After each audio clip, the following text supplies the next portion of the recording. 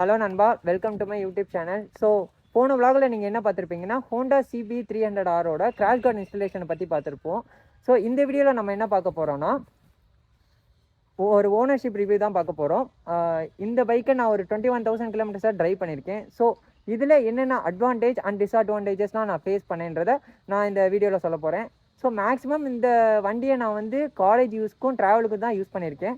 So இதில் என்னென்னலாம் நான் இஷ்யூஸ் ஃபேஸ் பண்ணேன், என்னென்ன அட்வான்டேஜ்லாம் இந்த வண்டியில் இருக்குது, இதெல்லாம் பற்றி பார்க்க போகிறோம். மறக்காமல் சேனலை லைக் பண்ணுங்கள், ஷேர் பண்ணுங்கள், சப்ஸ்கிரைப் பண்ணிடுங்க. வீடியோவை ஃபுல்லாக பாருங்கள். ஸோ இந்த வண்டியோட ஓனர்ஷிப் ரிவ்யூ பற்றி தான் பார்க்க போகிறோம். ஓனர்ஷிப் ரிவ்யூ பார்க்குறதுக்கு முன்னாடி இந்த வண்டியோட ஓவரால் ஸ்பெக் பார்த்துருவோம். ஸோ ஃபஸ்ட்டு இன்ஜின்லேருந்து வருவோம். இந்த இன்ஜின் வந்து 155cc liquid cooled engine, 18 bhp power produce பண்ணுது, 14 Nm டார்க் ப்ரொடியூஸ் பண்ணுது. அதுக்கப்புறம் இப்போ நம்ம ஃப்ரண்ட்டில் வந்தோன்னா ஃப்ரண்ட்டில் வந்து LED ஹெட்லாம்ப்ஸ் தருவாங்க, LED இண்டிகேட்டர்ஸ் வந்துடும். டயரில் நம்ம பார்த்தோன்னா 100/80 செக்ஷன் டயர் ஃப்ரண்ட்டில் தருவாங்க. பேக்கில் வந்து 140/70 செக்ஷன் டயர் தருவாங்க. இது டியூவல் சேனல் ABS தான். ஃப்ரண்ட் டிஸ்க் வந்து 282 mm நினைக்கிறேன். பேக்கில் வந்து 220 mm டிஸ்க் தருவாங்க. அதுக்கப்புறம் இந்த வண்டியோட டேங்க் கெப்பாசிட்டின்னு பார்த்தோன்னா 11 லிட்டர்ஸ் டேங்க் கெப்பாசிட்டி தருவாங்க. அதே மாதிரி வந்து வண்டியோட மைலேஜ் அரௌண்ட் 45 to 50 வரும். அதுக்கப்புறம் இதில் பார்க்கும்போது இது நார்மல் ஃபோர்க்கு தான் வருவாங்க.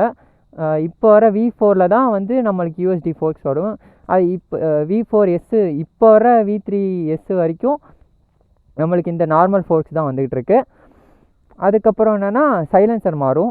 நார்மல் V3க்கும் இதுக்கும் எஸ்ஸுக்கும் பார்க்கும்போது இந்த சைலன்சர் V4 சைலன்சர் தந்துட்டுருக்காங்க இப்போ லாஸ்ட்டு 2 இயர்ஸாக.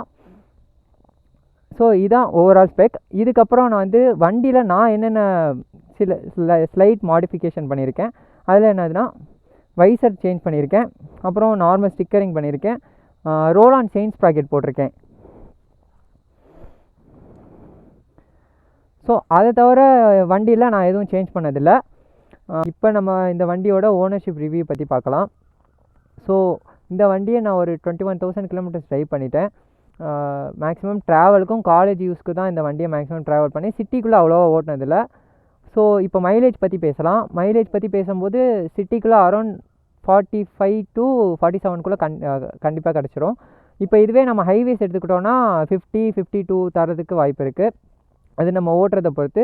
நம்ம விவியை ஆன் பண்ணாமல் ஓட்டும் போது வண்டியோட மைலேஜ் நல்லா தரும். விவியை ஆன் பண்ணிட்டோன்னா மைலேஜ் கொஞ்சம் 2 கிலோமீட்டர்ஸ் மைலேஜ் ட்ராப் ஆகும்.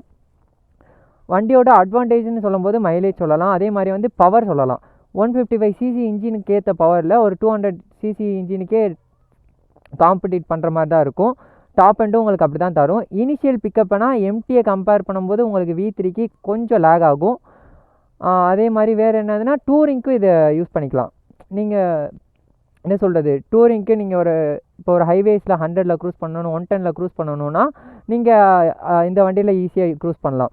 ஒரு 155cc வேறு வண்டி எடுத்துக்கிட்டிங்கன்னா ஒரு 100-110லாம் அது போகும்போது ரொம்ப வண்டி ஸ்ட்ரகிள் ஆகும். அப்படி கம்பேர் பண்ணுறப்போ இந்த வண்டி வந்து உங்களுக்கு அவ்வளோவா அந்த ஸ்ட்ரகிள் இல்லாமல் ஸ்மூத்தாக போகும்.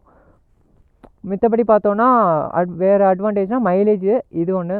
ஸோ இதெல்லாம் தான் வண்டியோட அட்வான்டேஜஸ். இப்போ நம்ம டிஸ்அட்வான்டேஜஸ் பார்ப்போம். ஸோ டிஸ்அட்வான்டேஜஸ்னு பார்க்கும்போது பைக்கோட பில்ட் குவாலிட்டி. ஸோ நீங்கள் இந்த இடத்துல நீங்கள் லாங் ப்ரெஸ் பண்ணி இது பண்ணாங்கனால இது வெளியே வந்துடும். அதே மாதிரி வந்து ப்ரெஸ் பண்ணால் ப்ரெஸ் ஆகும். ஆக்சுவலாக இதை வந்து இப்போ V4ல் கரெக்ட் பண்ணிட்டாங்க, பட் V3ல் இன்னும் வரைக்கும் வர பைக்ஸில் அது ஒரு லேகாக தான் இருக்குது.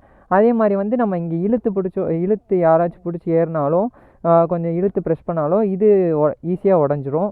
அது ஒரு டிஸ்அட்வான்டேஜஸ். அதுக்கப்புறம் காமனாக இன்னும் வரைக்கும் நடந்துகிட்ருக்கிறது எம்டிலேயோ V3லேயோ இருக்கிறது இந்த ரேடியேட்டர் இஷ்யூ. ஏன்னா என் பைக்லேயே நான் வாங்கின ஒரு வருஷத்துக்கு முன்னாடி, ஒரு வருஷம் கரெக்டாக நெருங்கும் போதே ரேடியேட்டர் இஷ்யூ வந்துச்சு, ஃபேன் ஓடாமல். அது நான் இன்சூரன்ஸில் க்ளைம் பண்ணேன். அதுக்கப்புறம் பேட்ரி இஷ்யூ அதே தான் ஆச்சு. அதுவும் கரெக்டாக அந்த 1 இயர் முடிகிற கேப்பில் தான் இந்த பேட்ரி இஷ்யூ ரேடியேட்டர் இஷ்யூ வந்துச்சு. ஸோ அது நான் க்ளைம் பண்ணிட்டேன். இந்த ரேடியேட்டர் எடுத்துக்கிட்டிங்கன்னா இந்த ரேடியேட்டர் இஷ்யூன்னு சொல்லிட முடியாது, ஃபேன் ஓடிக்கிட்டே தான் இருக்கும், ஆனால் கூலண்ட் மட்டும் உங்களுக்கு காலியாக ஆகாது. ஏன்னா நானும் 7000 கிலோமீட்டர்ஸ்க்கு முன்னாடி நினைக்கிறேன் இந்த கூலண்ட் மாற்றினது. ஆனால் இன்ன வரைக்கும் அந்த கூலண்ட் அப்படியே தான் இருக்குது, காலியாகாமல். ஆனால் ஃபேன் ஓடிக்கிட்டே தான் இருக்குது. ஆனால் கூலண்ட் சர்க்குலேட் ஆகுதா இல்லையான்றது அது சரியாக தெரியாமல் இருக்குது. ஸோ அதுக்கப்புறம் பார்க்க போனோன்னா, உங்களுக்கு ஸ்போர்ட்ஸ் பைக் ஓட்டி பழக்கம் இருக்குன்னா இந்த பெயின் அவ்வளோவா தெரியாது. புதுசாக யாராச்சும் இந்த பைக் ஓட்டுறீங்கன்னா பெயின் தெரியும். மேக்ஸிமம் இந்த ரிஸ்ட் பெயின் வரும் உங்களுக்கு, இல்லாட்டி பேக் பெயின் வரும். ஏன்னா சீட்டோட ஹைட் வந்து 8-10 mm ஹைட்டு சீட்டோட ஹைட்டு. அப்படின்றப்போ லைட்டாக நம்ம வந்து இப்படி பெண்ட் பண்ணி ஓட்டுற மாதிரி தான் இருக்கும். ஸோ அந்த மாதிரி பெண்ட் பண்ணி ஓட்டுறப்ப நம்மளுக்கு மேக்ஸிமம் எல்லோரும் வந்து ஸ்டிஃபாக ஓட்டுவாங்க. ஸ்டிஃபாக ஓட்டும்போது பவர் இந்த ரிஸ்ட்டில் வந்து இந்த பெயின் வைக்கும், இல்லாட்டி பேக்கில் பெயின் வைக்கும். ஸோ அது மட்டும், ஆனால் கொஞ்ச நாள் கழித்து அதுவே பழகிடும். அது நம்ம ப்ராப்பராக உட்காந்து ஓட்ட பழகிட்டோன்னா நம்மளுக்கு நல்லாயிருக்கும். நான் இந்த வீடியோவில் உங்களுக்கு ஒரு டீட்டெயில் எக்ஸ்ப்ளனேஷன் இந்த பைக்கை பற்றியோ என்னோடய ஓனர்ஷிப் ரிவ்யூ பற்றியும் கொஞ்சம் ஓரளவு கரெக்டாக சொல்லியிருப்பேன். இனிமேல் அப்கமிங் வர விளாக்ஸ்லேயும் இந்த பைக்கை பற்றி உங்களுக்கு நான் டீட்டெயிலாக சொல்கிறேன். ஸோ இதோட இந்த விளாகை முடிச்சுக்கலாம். மறக்காமல் சேனலை சப்ஸ்கிரைப் பண்ணிடுங்க, லைக் பண்ணிடுங்க, கமெண்ட் பண்ணிடுங்க. இன்னொரு வீடியோவில் சந்திப்போம். பாய்.